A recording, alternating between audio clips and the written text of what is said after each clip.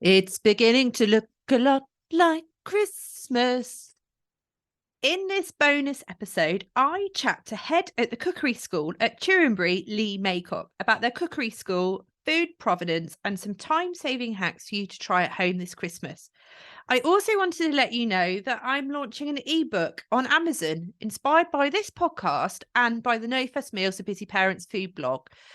It is available now. It's $4.95, and a proportion of the money raised will go to Farming Community Network, a charity close to my heart.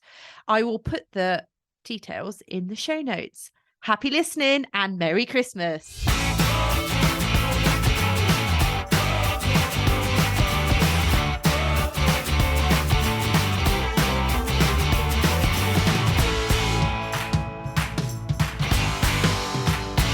Hello, welcome to the Countryside Kitchen Meets, a food and farming podcast. I'm Millie Fife, your host. I'm a mum of two, farmer's wife, food producer, and passionate about flying the flag for British food and farming. Today we'll be chatting to Lee Maycock, head chef at Tewinbury Cookery School. Then I've got a few time-saving hacks when it comes to mealtime preparation and some recipes to share, meaning you can juggle family life with the children and cook a tasty, nutritious meal too. Okay, let's introduce you to my guest. Lee Maycock is the founder and owner of Foxhole's Garden Kitchen and a fellow of the Craft Guild of Chefs. Lee's career commenced at the Ritz Hotel and Le Manoir at Quatre Saisons, so probably under Raymond's tutorage, and then cooked extensively around the world for 5 years before working for fine dining companies in the City of London. He set up LBM Food Solutions in May 2005, a culinary consultancy business delivering menu engineering, product innovation, recipe compilation, and chef development and craft training, and now heads up the cookery school at Tewinbury in Hertfordshire. I recently got to meet Lee when I attended Tewinbury to learn more about preparing and cooking game. It was a really interactive and informative session, and I'm sure he'll chat more to us about this shortly. So without further ado, let's welcome Lee onto the podcast. Hello, Lee. Good morning. Hello. How are you? Did I do my research correctly? Have I summed you up perfectly? Yeah, sounds very good. Very good. And did you train under Raymond? He was there at the time. It was the year that he won his Katie as well, so it was a very good time to be at the Manoir. Yeah, I can imagine. Fascinating. I've not been there myself, but I have had the privilege of meeting him once because I've been involved with Love British Food, the organisation that obviously champions British produce, and he has been a Love British Food ambassador for many years. And I was at an event, or probably about 4 or 5 years ago. So I'm actually friends with his son, so he's been able to help share some good stuff on social media for me, which is quite nice. Absolutely. So that's Alexia Robinson, isn't it? Right. Exactly. So Alexia Robinson is the founder of Love British Food Fortnight, and she came on the podcast actually about a year ago, and she's still very much championing the cause, really. And we've got Love British Food Fortnight, which is always the end of September, early October, which coincides with harvest festivals, and really it's about, again, considering British produce on the menu, or if you're going out and eating out, sort of asking those questions. And she's doing a lot of work in the sort of retail and public sector to make sure that in hospitals and schools they're serving British produce. So so it's really good Great stuff. Initiative. Yeah, absolutely. Something that I'm very passionate about promoting. And actually, she's endorsed my book as well, which is about to launch, which is very exciting. So tell me about your background then, Lee. How did you get into cookery, and did you always want to be a chef? Well, it started when I was at school. I was working on a fish market, preparing fish, predominantly on a Saturday morning, but also Thursday mornings before school. So I think that's, if I'm honest, that's where it started. And then from there, I joined a local country house hotel in Oxfordshire, and probably like most chefs, started washing up, and then moved on into the sort of kitchen, doing some basic prep work. But yeah, it started in a hotel kitchen many, many years ago. Brilliant. And did anyone inspire you at that point? Do you know what it was? I think when you're doing the washing up, you get these amazing flavors and smells coming through. So it was that the early years were sort of like tastings, of the sauces and the different Mm, dressings and the things they were making. I think that was the driver, the inspiration all those years ago. yeah. Oh, fantastic. And so where did you go and train? Went to catering college. So spent Mhm. 2 years in Oxford at catering college, and then then straight into the big wide world of hospitality. Went to the Channel Islands to start with. Then went to the Ritz, then Le Manoir, and then travelled extensively. Oh, Chefs are quite nomadic. yeah, yeah. Well, it's unsociable hours as well, isn't it? Working as a chef because it's generally evenings and weekends. It is absolutely every Christmas, every holiday. Yeah, when all your friends are out socialising, you're busy working. But you must get a kick out of feeding people good food. Absolutely, and there's also, you build up a new network of friends because you're working with them 5, 6, 7 days a week, Mm, and then you tend to socialise with them when you do get some time off because, like I said, you're busy working when your friends are socialising. So when you get albeit a Monday off, which is a quiet day in a hotel, then all your friends are at work. So yeah, so you build this new relationship with fellow colleagues and socialise with them. yeah, absolutely. Oh well, it must be. It is quite a pressured job, isn't it? Because you're working to quite tight deadlines. You've got so many covers that you've got to prepare, and I've seen your handiwork. That you're doing it. You're preparing everything probably in the day to then cook and serve to people in the evening. Absolutely, and it's all about that preparation. If the preparation's not right, what we call mise en place, then service struggles, and you don't then achieve what you set out to do. Mm. So the more you can do beforehand, yeah, certainly makes life easier during service. Mm. And I think from your sort of background and how what you've sort of talked about already, that the type of establishments that you work in or have worked for are quite fine dining. They appreciate the provenance of the food that you're serving, and again the clientele that you are serving that to. Absolutely, yes. Yeah. So I certainly started off in the sort of premium end, if you like, 5-star hotels and Michelin star restaurants, where I think, yeah, ingredients is key. And Mm, if it can be, local or home produced, certainly at Le Manoir, we had vast acres of gardens where so much of our produce was, yeah, literally yards away. mm, So, mm, yeah, mm. no food miles at all. Yeah, and that's something that I think we're seeing more and more, isn't it? I mean, people want that kind of food experience. They don't just want to come and eat. They want to know about the journey. They want to know that, it's been shot locally, reared locally, grown locally. But obviously do you think that's accessible to everybody? I think it's getting easier. Mm, With farms are diversifying and selling different products now. We're lucky here at Tewinbury Cookery School. We've got a 2-acre garden where we grow lots of our own fruits and vegetables. mm, And we spend a lot of our time taking the guests up to the garden, picking some produce, to bring it back to the school. So we really are cooking with, very fresh, local ingredients. mm. And that makes a real difference, doesn't it? I mean, I know myself from growing vegetables in a garden, from rearing my own pigs and everything. You can taste the difference because of the short supply chain.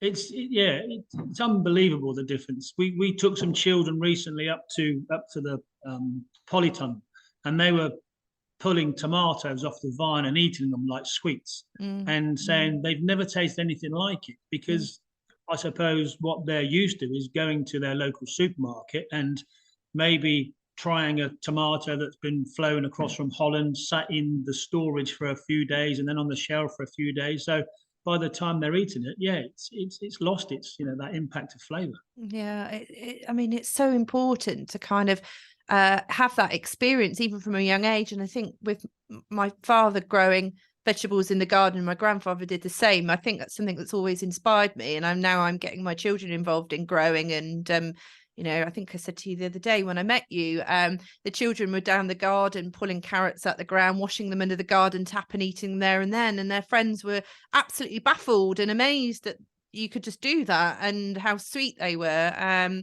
And that for me, is part of my mantra, really, in terms of trying to make that more accessible to others. I mean, what's your mantra as a chef? Do you have one? Is that something that chefs have, or ethos? I think so, and I think as time's gone on, that's probably changed a little bit. Say from the beginning, where it was very much sort of fine dining and premium. Now I sort of tend to go down that sort of simple, fresh, natural, healthy route. And that, converts into, again, it's local, it's wild, it's seasonal, but it's real. It's about real food. Nothing we processed. don't do anything processed, nothing at all, won't touch it. And that, I think that really does link into health as well, because you're knowing what you eat. If you're eating the raw ingredient, obviously then cooked or prepared how you would like it, but actually you're not putting anything artificial into your body. No. Exactly. And who's the most famous person that you've cooked with or for, or has helped you along the way? Well, that's an interesting question. I've spent many years working in film and television. So I've met so many actors and actresses and famous people doing that. But I also spent many years working with the FA. So I travelled with the England football team, cooking at 2 World Cups. So again, worked with lots of famous, interesting individuals during that time. But I've also been involved for the past, 15 plus years, judging some huge competitions. And I've probably judged with nearly every Michelin star chef that's out there. I said we worked with Raymond Blanc all those years ago. Recently went shooting with James Martin and Pierre Kaufman. So, great individuals. So to spend some social time with those, is also incredible. So the list is long to answer your question. James Martin. He's the ideal person that I want to collaborate with, because he's just got such similar interests as and he's brilliant on TV as well, and got a bit. He's quite easy on the eye as well. Yes. But I mean, England, the FA. I mean, what were you cooking for the footballers then? Probably a lot of protein. Yeah, absolutely. So quite lean diet. So lots of fish, meat, chicken, lots of vegetables. And we used to feed them 6 meals a day. So they'd have breakfast, mid-morning snacks, then lunch, then afternoon snacks, then dinner, then pre-bed snacks. It was constantly grazing all day long. It sounds like a toddler. Yeah, absolutely. Yes. I know that from experience, for sure. Oh, that's fascinating. You could write a book just on all the different people that you've cooked for. Yeah, I probably could and should. Yes, yeah, you should definitely. I think that would be fascinating to know what I don't know what all these different people eat, because that's when you get to sort of celebrity status, that's what other people just want to find out. You have to watch on Gogglebots or I'm a Celebrity and what have you, and you sort of really get to understand what makes people tick, don't you? Yes. Yeah. So tell me about Tewinbury then. What have you got going on there? A lot. Lots. Yeah. Well, it's a 700-acre working farm, and within the sort of hospitality business, we've got obviously the hotel. We've got private houses that we let out. We've got shepherd huts. We've got woodland huts. We've got a wedding business. We've got an events business. You've got 4 different restaurants. We've got a golf club. It's just vast, and always evolving, which is wonderful. The owners are very thoughtful in what they do regarding their sort of green policy or their blue footprint going forward. It's always very sort of conscious with sustainability at the forefront of everything that we do. And the cookery school is the latest venture, which we now have got, I think, 40 courses that are available. And it's quite a diverse operation. The school is that we're open to the youngsters, so we're doing like a junior chef's academy. We're open to the sort of general public to sort of run basic cookery classes and artisan bakery classes and foraging classes. But then we're also keen on chef development and craft training, where we bring chefs through the school and obviously help develop them as individuals also. So it's very diverse. So there's something for everyone then, really. Yeah, there really is. And Yeah. obviously at the moment, we're now focusing on sort of Christmas, with lots of sort of different Christmas classes. Come January, we're then obviously going to focus on sort of well-being and health, because people sort of tend to do that, don't they? They sort of rethink things in January. They think, well, I've eaten far too much and drank far too much, but now we need to have a bit of a healthy month. So we're going to run some sort of well-being classes to sort of try and tackle that as well. Absolutely. And you've got vouchers as well, haven't you, that are available if anyone wants to buy one of those for a loved one for Christmas. I think it's a wonderful gift. Yeah, absolutely. Yeah, and they've been selling like hotcakes, excuse the pun, for the last sort of few days, with the potential to be wrapped up for Christmas presents that will obviously then be redeemed over the course of the next 12 months. So yeah, great Christmas present. Yeah. It is, because it's learning a new skill, or honing in on those skills, or I think everyone can get hung up on actually sort of physical presence and what actually, but actually an experience where you can come to the cookery school and really immerse yourself in the environment that the school is, for a start, and then you've got really high-tech equipment in the kitchens and under your tutorials. I mean, I was just absolutely blown away by the viewing screen as well, where you're actually doing all your demonstrations from. I think just having that as a teaching aid, if any, is just very forward thinking. Yeah, absolutely. Like you say, it is very much a hands-on. It's not come and watch me. It's watch a demonstration and then go back to their stations and recreate that dish. And the beauty also is we've got this lovely big chef's table. At the end of the session, we all sit down, eat what we've made, have a glass of champagne, and then it becomes a lovely social event where we talk about food. When you put half a dozen or 12 people around a table, like-minded individuals discussing food and farming and produce and ingredients, it becomes a really lovely debate. Yeah, I'm sure. Well, I mean, when I came to see you, that's exactly what happened. You get a room full of foodies together, talking about what they've just experienced over what they've just cooked. It's just, it's wonderful. And all, you can make a weekend of it at Tewinbury, can't you? Because there's, like you said, there's so much going on there that you don't need to go anywhere else. No, you could easily fill a weekend. I think the only thing we're missing is a spa, but I think that's we're planning that for the future. So it really will be a complete package for people when they arrive. But I mean, there's nice walks as well, isn't it? Is there a lake? Because there's cold, water swim, like open swimming's a big thing, isn't it? So it is. Well, we've got a river that runs through the estate called the River Mimram. It's probably a bit shallow for swimming, but it's we've got several lakes. We've got some trout lakes. We've got two big lakes where the lakeside huts are. And so we've got 700 acres of footpaths. So there's lots to see and lots of walking. Yeah. Oh, fantastic. Well, it's a wonderful setting. And I mean, where do you see the cookery school heading? Obviously this is a recent venture. Do you see that growing in terms of the chef school or the general public classes, or is there a particular focus, or is it just see how it goes? No, I think there's no sort of fixed agenda. It's just we've launched it now to see where the interest lies, and at the moment it's quite balanced with, like I say, the junior chefs and the sort of general public.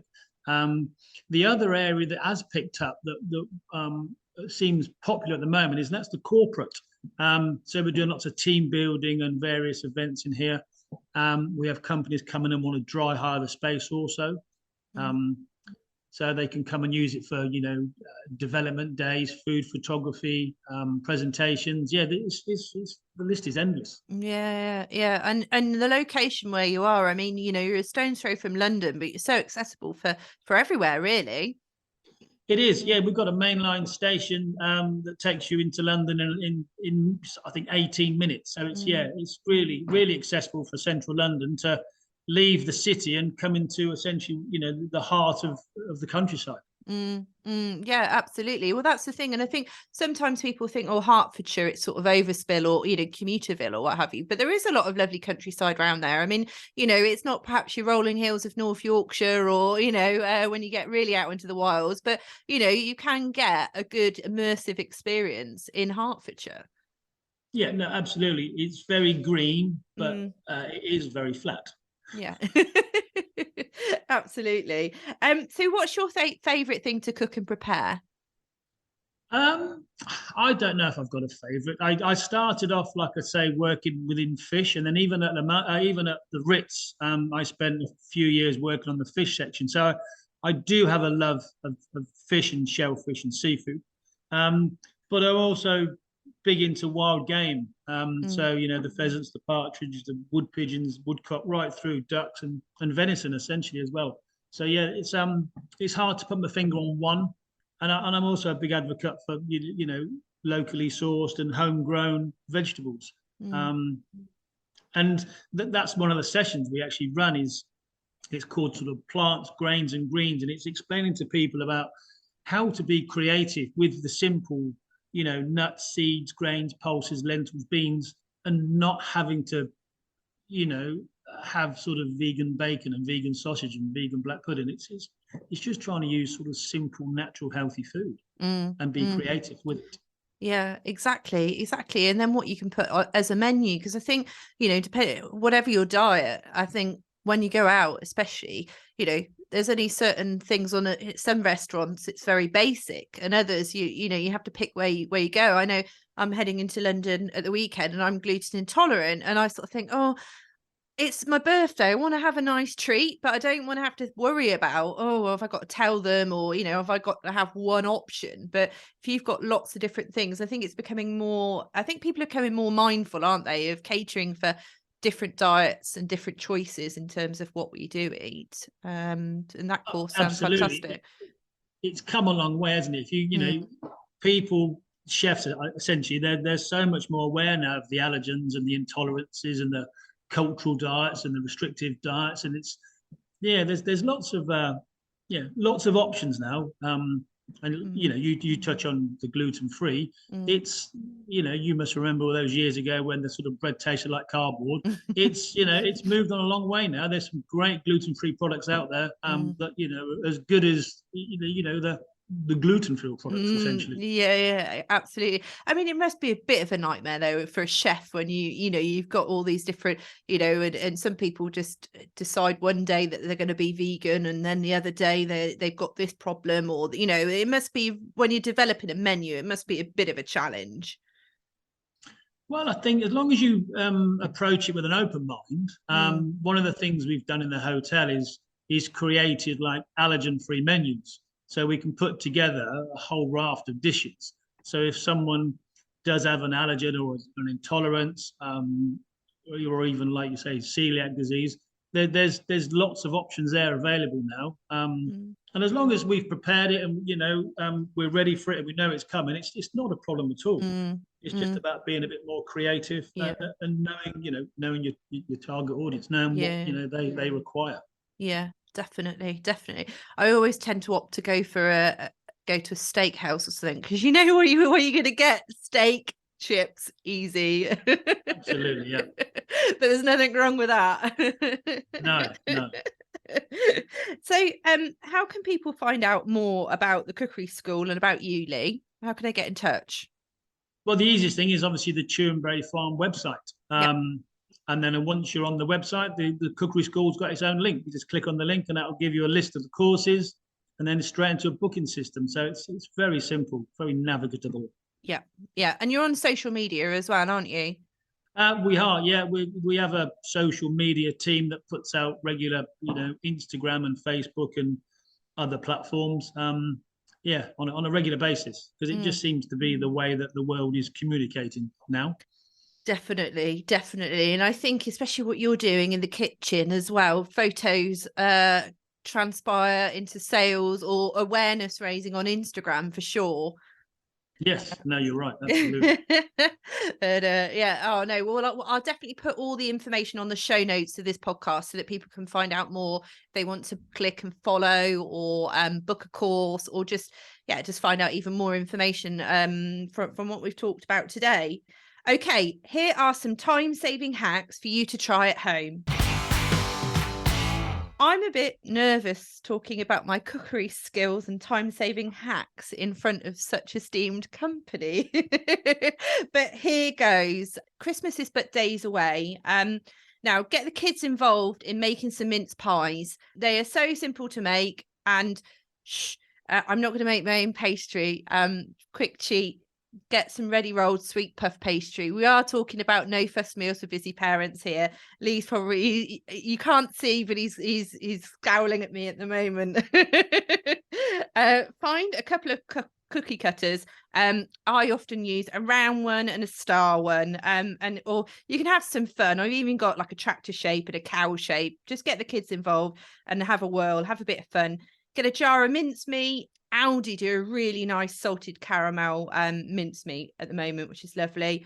Roll out the puff pastry, cut 12 rounds from the bottom and put into a greased muffin tray. Fill with your mincemeat, add a lid with either a star cutout or whatever shape you've used. Brush with a bit of egg, sprinkle some sugar in the top and pop in the oven for about 15 minutes until they're brown and crispy. Super quick and easy. Don't feel guilty about buying shop bought pastry if you're time poor. It's a lifesaver. And in season right now is December, so there's so many wonderful things. Obviously, we talk about turkey at Christmas, which is an obvious one. If you haven't got yours on order now, you really ought to have. Poultry at the moment has been a bit of a challenge with avian influenza, so the supply chain is pretty challenging right now for anyone who is rearing poultry. But we actually have turkey and beef at Christmas. As beef farmers, it's a real nice treat to treat yourself to a nice joint of rolled sirloin. So that's what we have. But my other December favourite are parsnips. Absolutely love parsnips. I grow them in the garden and they are super delicious. Just either roasted or in a soup with some either a pinch of chili or some curry powder or something, just to give it a little bit of heat. So those are my sort of December favourites. What might your December favourites be, Lee? I think it's a wonderful time of year to again, we grow a lots of our own produce here on the farm, but also at home I grow vast amounts of vegetables. And I don't think you won't be going into the garden on Christmas morning and cutting some of your own Brussels. That takes a lot of beating. And and we've obviously still got lots of brassicas in the ground. So we'll cut various sort of on Christmas morning. We'll go and grab some I don't know, purple sprouting, some Cavolo Nero. Yeah, and I just think the fact that you can have super fresh veg on Christmas morning is stunning. The other thing we like to do, we run a class at the school that's called Kitchen Secrets and Chef Shortcuts. So everything that I've gained in the sort of 30 years that I've been cooking, and passing some of that knowledge on. And you get people that come into the school that equally have been cooking for 30 years, but take away some sort of great little tips. We had a lovely lady in the other day, and I was trying to explain to her about the simple roast potato. When I do a roast potato, I always use 3 different fats. So, there's always a butter involved. There's always a good rapeseed oil involved. And then we sort of mix it up between maybe beef dripping or goose fat or duck fat or something else. And I think, for many, many years, she'd only used one method of just cooking vegetable oil. And now she swears by, 3 fats are the way forward. So it's just, sharing that knowledge sometimes, I think, is wonderful. And I think a real key message for Christmas, now whether you're having turkey or beef, or like us, we love a roast goose. Once you've nailed the cooking times, one of the most important things after you've cooked that bird or that piece of meat is the resting time. Always make sure you rest your meat after you've cooked it, and you'll end up with a much nicer, juicier product if you do manage to rest it. I think resting is as important as the cooking. I really do. Definitely. And that's something I took away when I came the other day. I mean, I do try and rest my meat, but sometimes when you've got kids around your ankles, you're like, oh, they just want to be fed. But I think when it comes to an important meal like a Sunday roast or your Christmas dinner, once you, like you say, once you got your timing sorted, having that opportunity. And you were telling me that to rest a turkey, you should rest it for nearly an hour. Yeah, absolutely. Yeah. I mean, yeah, if you can rest something for half the time you've cooked it for, that's a great, if you cook a steak for 5 or 6 minutes, rest it for 2 or 3 minutes. If you roast a partridge for 12 minutes, rest it for 6 minutes. Just use that as a sort of rough guide half the time. Yeah, definitely. Oh, it's amazing top tips in this podcast. I'm so inspired as well. Thank you. But I think that's all we've got time for today. I just wanted to end by saying I'm about to launch my own ebook. It's available from mid-December on Amazon, and it's been forwarded by HRH, the Princess Royal, and supported by Love British Food, who we talked about earlier. A portion of the sales will go towards Farming Community Network, which is a charity close to my heart and one that has supported me when I was quite poorly a few years ago and after I had the children. And so I will also put the links in the show notes to that. But that book is basically pulling together recipes from the podcast and from my food blog. So there's a selection of starters, mains, puddings. I've got a little bit of a focus on hero ingredients as well. So talking about steak, sausages, potatoes, just simple things that you can have in your cupboard, which are heroes in our house. So take a look at that. But don't forget to tune into the next episode of the Countryside Kitchen Meets, which streams on the 1st of each month. You can subscribe on all major podcast streaming platforms. Thank you so much for joining me, Lee. I very much enjoyed learning from you, and I'm hoping that I'll be able to sort of carry on our journey in terms of learning more from you, because I love everything that you do, and I think there's a lot more that I think that we can do together, and also following the journey at Tewinbury as well. I think it's sort of an amazing opportunity there for you, and in terms of where the school is going. So thank you so much, and Merry Christmas to everyone, and we'll see you next time. Thank you. Thank you. Thank you so much. Take care, everybody. Bye-bye.